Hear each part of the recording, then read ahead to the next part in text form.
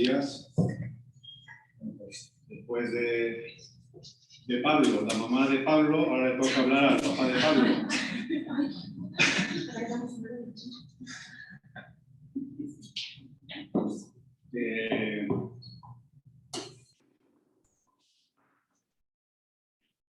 Bueno, el domingo pasado comenzamos una serie de predicaciones de verano dedicadas a algunas de las apariciones del ángel de Yahvé en distintos lugares del Antiguo Testamento.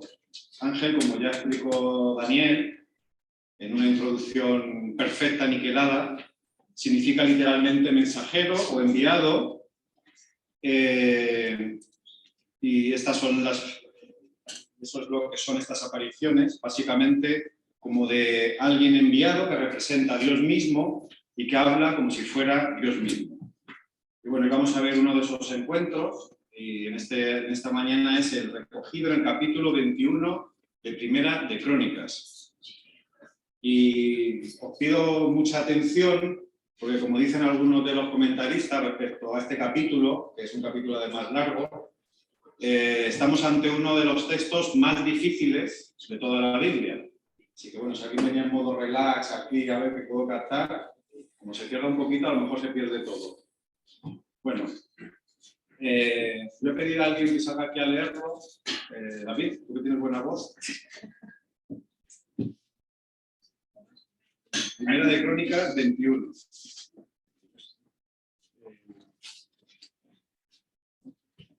En este caso, la versión Reina Valera 95. Todo 21. Sí, todo 21. Aquí yo ya estoy vieja. Se levantó Satanás contra Israel e incitó a David a que hiciera censo del pueblo. Y dijo David a Joab y a los príncipes del pueblo: Id, haced censo de Israel desde Beerseba hasta Dan, e informadme sobre el número de ellos para que yo lo sepa. Respondió Joab: que Jehová añada a su pueblo 100 veces más de lo que es. Rey, señor mío, ¿acaso no son todos ellos siervos de mi señor? ¿Para qué procura mi señor esto? ¿Qué traerá pecado sobre Israel? Pero la orden del rey pudo más que Joab. Salió por tanto Joab y recorrió todo Israel. Entonces volvió a Jerusalén y dio cuenta a David de las cifras del pueblo. Había en todo Israel 1.100.000 que sacaban espada, y en Judá 470.000 hombres que sacaban espada. Entre estos no fueron contados los levitas, ni los hijos de Benjamín, porque la orden del rey era abominable a Joab. Esto desagradó a Dios, el cual castigó a Israel. Entonces dijo David a Dios: he pecado gravemente al hacer esto. Te ruego que quites la maldad de tu siervo, pues he actuado muy locamente. Y habló Jehová a Gad, vidente de David, diciendo: ve, habla a David y dile: así ha dicho Jehová, 3 cosas te propongo, escoge de ellas una, y así haré contigo. Gad fue ante David y le dijo: así ha dicho Jehová, escoge para ti 3 años de hambre o 3 meses de derrotas entre tus enemigos, con la espada de tus adversarios. O bien 3 días durante los cuales la espada de Jehová y la peste recorran la tierra y el ángel de Jehová haga destrucción en todos los términos de Israel.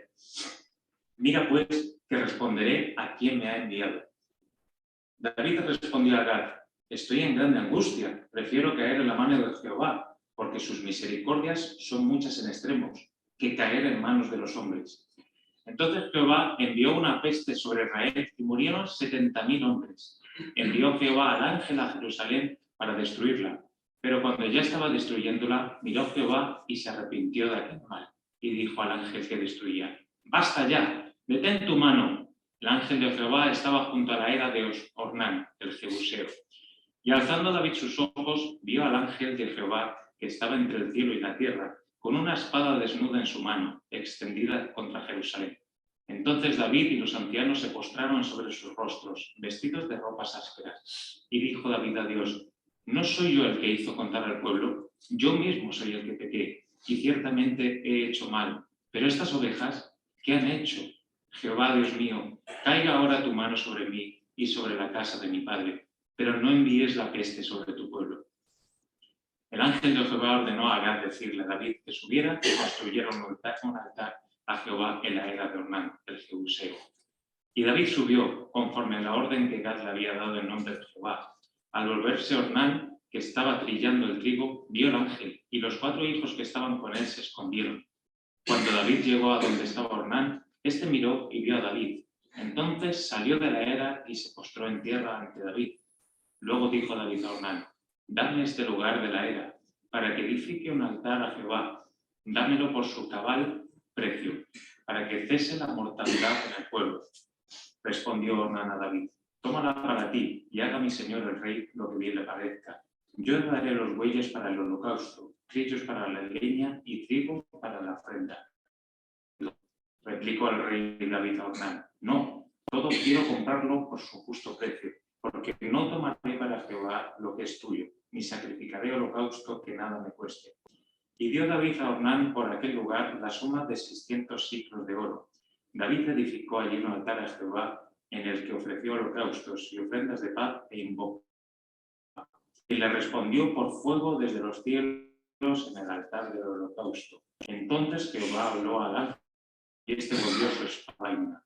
Al ver David que Jehová le había oído en la era de Ornán, el jebuseo, ofreció sacrificios allí, pues el tabernáculo de Jehová que Moisés había hecho en el desierto y el altar del holocausto estaban entonces en el lugar alto de Gabaón. Pero David no pudo ir allá a consultar a Dios, porque estaba atemorizado a causa de la espada del ángel de Jehová. Bien leído. Sabéis que la lectura de textos no entran dentro de los 30 minutos de la predicación. Bueno, no sé cómo os habéis quedado hasta dónde habéis captado. Insisto en que, bueno, hay textos más fáciles que otros y este es de los menos fáciles. Resumo un poco. David realiza un censo del pueblo, algo que es considerado como un gravísimo pecado. Joab, que es un alto cargo militar del ejército, le dice a David pues, que eso es muy grave, que no haga el censo. David no le hace caso y hace el censo. Dios le dice a David que porque la ha liado y que le da mediante un mensajero, que no es el ángel de Jehová, sino un vidente que tenía David, un profeta, que Dios le está diciendo que escoja 3 castigos para sacudir Jerusalén por culpa de haber hecho este censo. David escoge uno de ellos y en cuanto Dios comienza a ejecutar ese castigo, Dios se arrepiente y se detiene. Vale, aquí también quiero hacer un pequeño inciso. Creo que debemos entender el texto también desde la mentalidad y la forma a veces de escribir que tenían los hebreos, ¿no? Muchas veces los textos, nuestra mentalidad moderna exigimos mucha literalidad a los textos para poderlos considerar verdad, pero esto es algo que a mí, yo estudié documentación y periodismo y en la carrera se nos decía, ¿no? Que nosotros a veces tenemos el problema de que para exigir verdad exigimos un 100% de literalidad en todos los datos, pero no era así en la antigüedad. Las propias parábolas de Jesús son historias creadas para enseñarnos pues, verdades de Dios, que es lo que este texto nos quiere enseñar, ¿no? Y a veces pues, usan recursos como en el habla, las conversaciones que tenemos todos nosotros, la escritura a veces sí que es literal, por supuesto, y otras veces mezcla literalidad también con recursos literarios, como cuando nosotros hablamos, ¿no?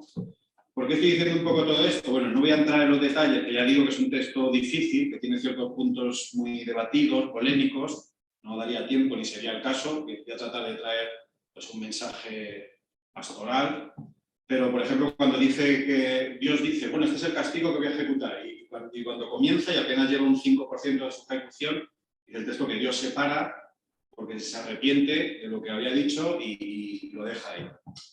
Vemos en otra parte de las Escrituras, en Números, por ejemplo, que Dios no es hijo del hombre para que se arrepienta o cambie de opinión. Así que cuando leemos este tipo de cosas, hay que entender más lo que el texto quiere decir cuando dice que Dios se arrepintió y que básicamente lo que está diciendo es que a Israel le correspondía ese castigo, que era lo que Dios había dicho, pero que lo que quiere mostrar es la gran misericordia de Dios, que es tanto que aunque lo merecía, porque Dios ha dicho que lo iba a ejecutar, realmente lo que nos está enseñando el texto, en este caso concreto en el que Dios comienza a ejecutar lo que había dicho, pero se para y dice, me arrepiento, no es que Dios diga, Dios mío, la que he liado, no he calculado bien, me he pasado 3 pueblos, no es esa la idea, es una idea creativa, es una idea que que en el fondo, si queremos entenderlo, se puede entender bien. Y es como que Dios es misericordioso, y aunque Israel merecía eso, Dios dice, esto lo dejo, no lo voy a hacer, porque soy misericordioso y lo que os correspondía no lo voy a ejecutar. Pero no es que haya habido un error de cálculo, ¿no? Lo digo porque si no es literal, a veces esto la gente que no cree en la Biblia lo usa esto contra los cristianos. Fíjate lo que pone aquí en la Biblia, que Dios se arrepiente y en otro lugar que no. Bueno, es una manera de hablar en la que si uno quiere entenderlo, se entiende bastante bien lo que quiere decir. Pero bueno, insisto, y sigo. Hay que quedarse con el fondo de las enseñanzas, ¿no? David reconoce, ¿vale?, cuando el ángel de Jehová para el castigo que había dicho, que había elegido David, lo para ahí. David reconoce su pecado y pide que el castigo sea solo para él y su familia, y no para el pueblo que no tiene ninguna culpa. Y Dios le dice a David que construya un altar. No se cumplirá el castigo anunciado, como digo, sobre el pueblo, ni tampoco habrá castigo sobre David, ni sobre su familia. Por lo tanto, insisto, lo que el texto nos quiere enseñar es la gran misericordia de Dios, que a pesar de que los pecados tenían unas consecuencias muy graves, Dios realmente dice, sí, esto es lo que correspondería, pero no lo voy a ejecutar porque soy misericordioso. Bueno, este sería el resumen, ¿no? Y David pues, levanta ese altar y ante la misericordia de Dios pues levanta holocaustos y sacrificios de comunión. Bueno, y comenzando ya ahí con el texto, pues vemos que el origen de todo este mal es que David realiza un censo del pueblo, que algo que considera el texto como un gravísimo pecado. Bueno, el texto realmente no explica, ni aquí ni en otro lugar de la Biblia, por qué realizar el censo es un pecado gravísimo, ¿vale? No es algo que esté aquí claro. Bueno, los comentaristas, o a veces uno mismo leyéndolo, aplicando un poco el sentido de deducción, la verdad es que el cronista al escribir este capítulo no lo quiso poner fácil, entonces no nos dice por qué es un pecado grave, pero se puede deducir que, y algunos comentaristas hablan de que David cayera en orgullo y en una falta de confianza en Dios. Orgullo en un sentido en el de decir, voy a hacer recuento del ejército, pues para ver cuánto ejército tengo, ¿no? Y fíjate que seguro que es la leche, porque veo que tengo aquí muchos militares y que la gente vea que rey tan poderoso soy. Orgullo en ese sentido probablemente, y lo que es más importante, falta de confianza en Dios, ¿vale? En el sentido de, voy a ver de cuánto ejército dispongo, porque aquí cada 2 por 3, aquí en el Antiguo Testamento hay guerras continuas, y voy a ver, voy a tenerlo todo controlado. Aunque Dios ha prometido que Él va a batallar por nosotros, que no nos preocupemos, pero, como dice el refrán, fíate tú de la Virgen y no corras. Un poco lo que David está aquí diciendo, entonces deja de confiar en Dios y dice, no, voy a contar. Luego también hay un texto en la ley de Moisés, aunque esto los comentaristas que yo he leído no lo comentan, pero me lo he encontrado y me parece muy interesante y que puede explicar también, ya digo, el texto no nos quiere decir todo lo que nos gustaría decir, nos gustaría leer, quiero decir, pero hay un texto de la ley de Moisés que puede explicar también por qué David pecó gravemente al hacer un censo, y es Éxodo 30:12, que ya os lo leo yo, que dice, y el Señor dijo a Moisés, cuando hagas el recuento de los israelitas con el fin de censarlos, cada uno deberá dar una contribución al Señor a modo de rescate por su vida.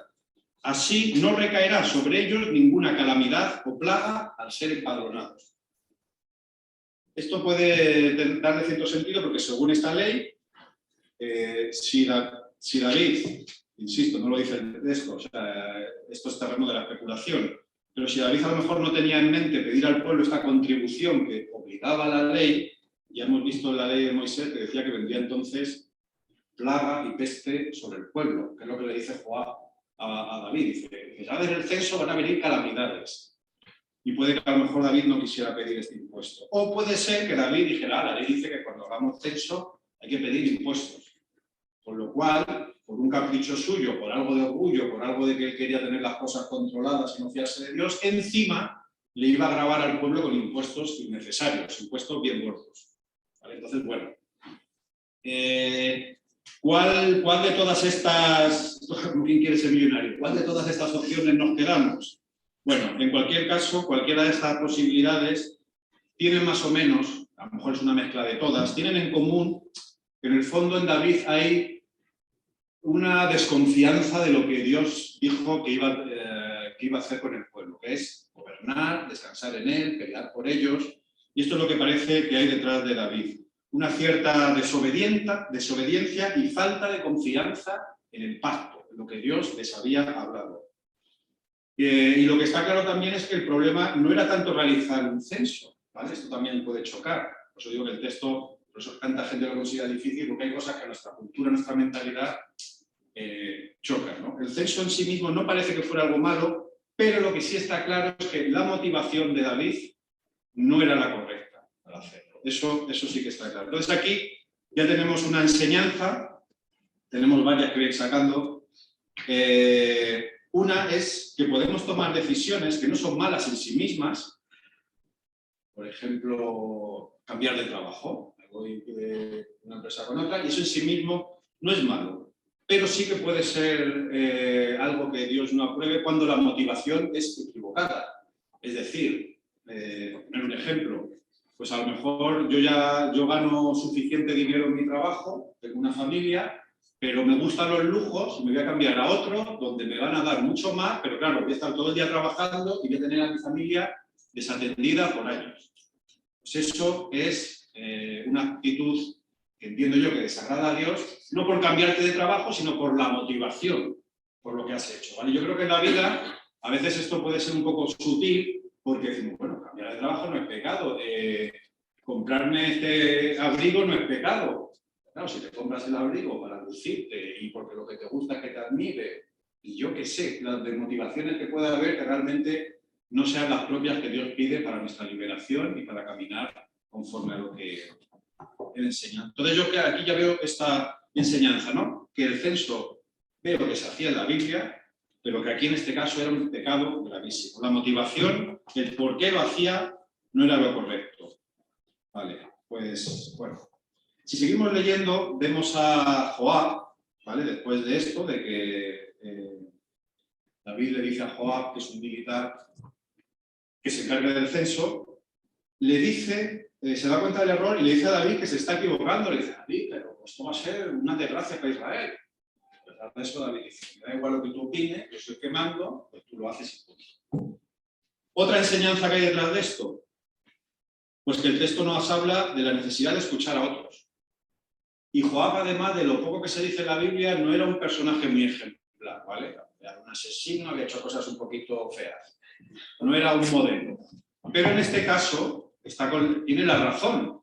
Le está dando el consejo que realmente va acorde con la voluntad de Dios. Y esto ya creo que es una enseñanza muy interesante, ¿no? Podemos tener a alguien al lado que sea una mala persona y Dios esté hablando a través de esa persona para corregirnos. Yo creo que esto es un punto muy chulo de llevarnos a la voluntad también. El entender que nos puede hablar por un niño, por el que más odiamos, por quien peor nos cae, hasta por mí nos puede hablar Dios, ¿verdad? O sea, Dios en ese sentido hace lo que quiere. Y es algo que debemos tener muy, muy en cuenta, ¿no? Porque a veces decimos, Dios, háblame, pero te puede hablar de muchas maneras y hay que estar atentos, porque la voz de Dios puede venir del lugar menos deseable o el que sospechamos, ¿no? De nuestro vecino insoportable, de nuestro jefe tirano y de muchas maneras. Y es lo que aquí ocurre, ¿vale? Joab le estaba diciendo que era mala persona, la verdad de Dios, a David. Como sabéis, pues es un hombre de Dios que tenía sus cosillas. Como todos. Otra enseñanza. Vemos aquí también que las consecuencias de nuestros actos afectan a otros, ¿no? Se ha hablado Rosario, ha hablado Maiku de ser llamados a servir a otros, a ser de influjo de bien. Y aquí David peca y viene un terrible mal sobre la ciudad. Yo creo que aquí también hay que ver esa enseñanza detrás de este llamativo texto, ¿no? Esto obviamente tiene distinto grado de repercusión, estas acciones. Claro, no es lo mismo la decisión que tú puedas tomar a la hora, no sé, de ciertos actos cotidianos que la que, por ejemplo, pues yo qué sé, la que tomó Putin para invadir Ucrania. ¿vale? Una decisión que tiene unos efectos desastrosos y otras que pueden tener menos. Pero también ocurre a nuestro nivel, ¿no? Para bien o para mal, yo creo que nuestras decisiones afectan a otros y que a pesar de estar en una sociedad muy individualista, estamos todos más interconectados de lo que a veces sospechamos, ¿vale? A veces digo, yo hago lo que me da la gana, yo en mi libertad, mientras no molesta a nadie, hago lo que me da la gana. Y bueno, eso está bien, pero a veces eso que creemos que no molesta a nadie, pues molesta a más gente de la que pensamos, ¿no? Creo que hay muy pocas decisiones que son realmente 100% neutras, que no afectan a nadie en nada, ni en lo bueno ni en lo malo. Creo que todo en distinta escala afecta. Hoy, por ejemplo, Gemma, que se ha puesto mala, nos estaba viendo por Zoom, y que es nuestra cirujana de aquí de la iglesia. Me acuerdo que una vez contaba que donde vivía, pues en verano a veces se quedaba la gente hasta las tantas, en su vecindario, hasta las tantas de la noche armando un jaleo y tal, y había noches que no podía dormir. Y yo de repente pienso, digo, jolín, una chica que por la mañana se tiene que levantar y abrir el pecho y operar a corazón, no, pulmón abierto, durante horas, operaciones delicadas, y que a lo mejor no haya podido dormir porque un graciosito estaba con sus amigos haciendo algo que no es tan grave, que no está matando ni asesinando a nadie. Pero toda la gente que no ha dormido al día siguiente tiene que hacer su trabajo, y trabajos importantes, o son conductores de un autobús del colegio y no han podido dormir. O sea, yo me acuerdo cuando decía eso, es algo tan aparentemente bueno, cosas del verano, estamos ahí armando bullicio hasta las 4 de la mañana, pero hay gente que a las 7 se ha tenido que levantar y ese bullicio, ese mal, que a lo mejor para ellos no era mal, pues está afectando, ¿no? O una frase, algo que hayamos dicho a alguien y que a lo mejor no lo haya podido sentar bien, pues esa persona también, si ese día está mal, va a afectar a otras personas. Dependiendo de cómo sea la persona, si ese día está de mala leche porque otro le ha hecho algo malo, puede ser muy grave también las consecuencias, lo que haga, ¿vale? Esto lo vemos muchas veces en los tiroteos, que son chavales que de pequeños se reían de ellos, que le habían gastado bromas y de repente llegan a los 18 años, cogen el arma y todo ese bullying, llegan y se cargan no sé cuántos en el colegio. O sea, y son ejemplos como exagerados, pero son reales. Creo que en distinta gradación, cualquier cosa que digamos, que hagamos, puede tener un efecto en cadena hacia las personas. ¿Qué es lo que aquí pasa en el texto, ¿no? De repente yo creo que nos quiere enseñar eso, de que lo que hacemos tiene efecto en las siguientes personas, en otras personas. Y por supuesto, esto no solamente hay que tenerlo como algo negativo, hay que tener cuidado porque es algo serio, pero también en el sentido positivo, de ánimo, de lo que también ha comentado Rosario, de darle propósito y sentido a la vida, de decir, oye, es que cada gesto, ¿cuántas veces, seguro que podéis contar anécdotas de algo que habéis dicho, de un gesto pequeño, de haberle dado a alguien algo que para ti hasta te sobraba y de repente esa persona le ha cambiado la vida? O sea, la cantidad de gestos y esa persona a su vez, si está contenta y feliz, ya no va a amargar a los que tiene alrededor, sino que a lo mejor pues, ha sido ese gesto de tanta bendición que va a afectar positivamente a sus hijos, a otras personas, etc. Creo que el bien también tiene ese potencial para bendecir y a veces incluso más de lo que pensamos, ¿no? Porque muchas veces somos desagradecidos y a lo mejor no damos las gracias, pero cuántas cosas buenas que hemos recibido, de repente luego las aplicamos a otros y se produce ese efecto contagio en positivo, ¿no? Así que, bueno, creo que es importante saber eso, que lo que hacemos tiene efecto y que no estamos llamados pues, a ser gente amargada, gente que busca el mal, sino pues, de consuelo y ayuda, ¿no? Como dice Jesús en Mateo 5:16, que brille vuestra luz delante de la gente para que vean vuestras buenas acciones y glorifiquen a vuestro Padre que está en los cielos. Así que, bueno, en el relato también seguimos, que, como decía antes, David elige castigo. Aparece este representante, el profeta Gad, y le dice a David que puede escoger entre esos 3 castigos. Dice, 1, 3 años de hambre en todo el país. 2, ser perseguido por sus enemigos durante 3 meses. O 3, que todo el mundo sufra enfermedades y que yo envíe a mi ángel a causar gran destrucción durante 3 días. Vaya dilema, ¿eh? O De hecho, David dice, me resulta difícil elegir entre los tres.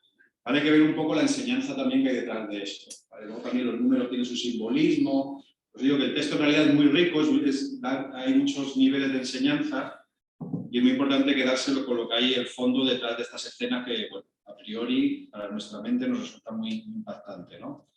Y aquí es que David, en su respuesta, en el versículo 13, dice, me resulta difícil elegir, pero Dios es compasivo, así que prefiero que sea Él quien me castigue. No quiero que me hagan sufrir mis enemigos. Es decir, David acierta en su elección porque de las tres que le daba a elegir, dos era, te dejo en mano de la gente, de los enemigos que vengan aquí a hacer lo que ellos consideren durante X tiempo, pero la tercera seré yo, mi ángel enviado, esta manifestación personificada de Dios, quien ejecutará este castigo. Y David dice, pues de los tres, me quedo con el que Dios va a ejecutar directamente, y él dice el por qué. Porque Dios es mucho más compasivo y misericordioso que las personas. Y esto, nosotros también somos personas, pues alguno no lo sabía. Y esto también es para hacer una reflexión, ¿no? Nos incluye a nosotros. Admitamos, o al menos yo hablo por mí, pues bueno, lo cantamos todos los domingos, cosas como, bueno, somos salvos por gracia, no merecíamos la salvación, no hicimos nada especial para ser salvos, cosas que son verdad. Pero luego, en el día a día, admitamos que muchas veces miramos de reojo a los otros, a los que a lo mejor creemos que, bueno, supuestamente no son salvos por gracia, a veces nos creemos un poco superiores, mira esto, mira esta gentuza, fíjate.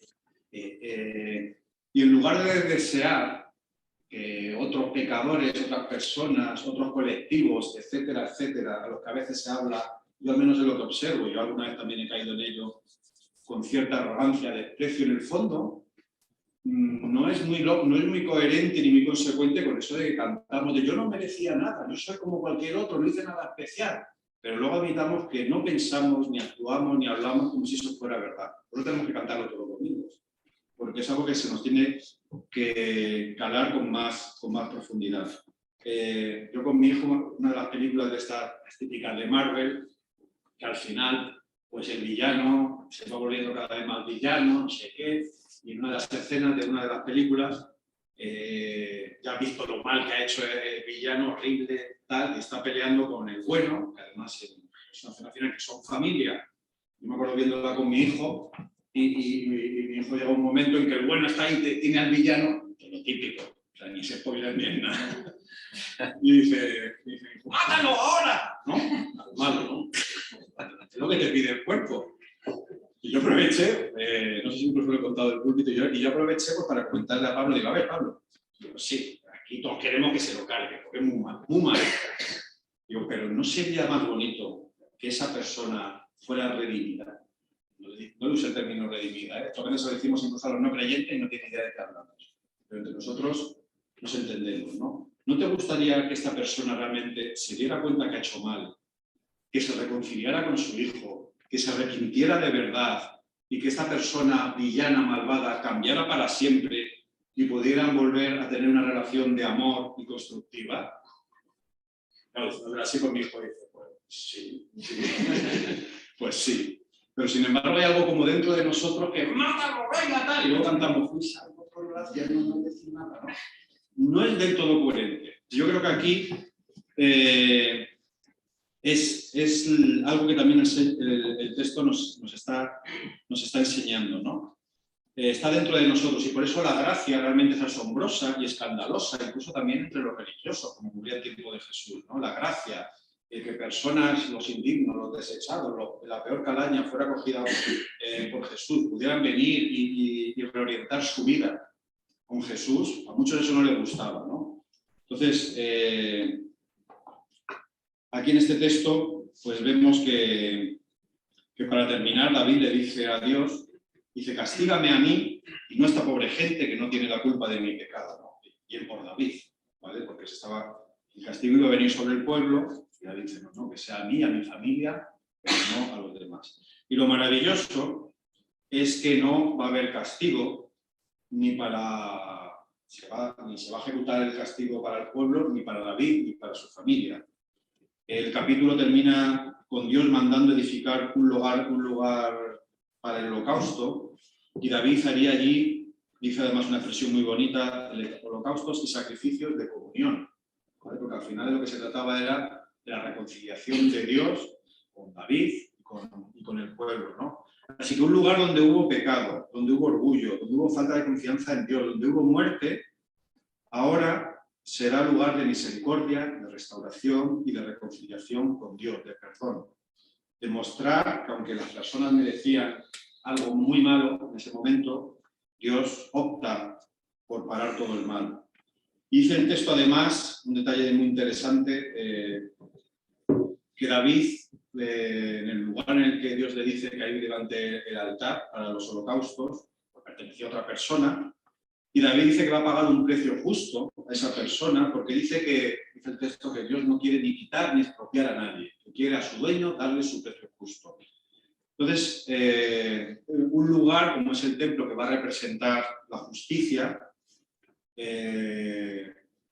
comienza ya de sus cimientos como proyecto, antes de ser ejecutado, de una manera justa, ¿vale? Desde la planificación, desde el punto cero, y así deben ser también nuestras acciones, ¿no? Ningún ministerio, ninguna acción piadosa, ninguna obra en el nombre del Señor puede nunca ni abusar, ni atropellar, y mucho menos de los más desfavorecidos o de cualquier persona por el camino. ¿Vale? En el cristianismo, eso lo vemos a Jesús, que siempre nos dice, va de camino allí, iba de camino a no sé dónde, y hace cosas maravillosas. Las mayores enseñanzas de Jesús, o muchas de ellas, es yendo de camino a no sé dónde. Y de algún modo toda la Biblia es un peregrinar, ¿no? Y es justo lo contrario del fin justifica los medios.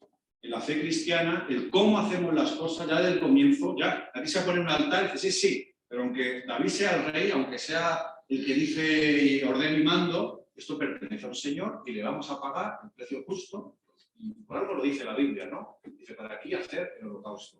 Es decir, si esto es un lugar de justicia, si esto es un lugar de testimonio, vamos a empezar a hacer las cosas legalmente bien, con honestidad, con ética y sin abusar del Señor porque podríamos abusar, abuso de poder, lo dice el rey y punto. Entonces esto a mí también me parece muy significativo, ¿no? Que todo lo que hagamos ya es un propósito en el caminar, lo que ha dicho también Rosario, en la espera, en los procesos.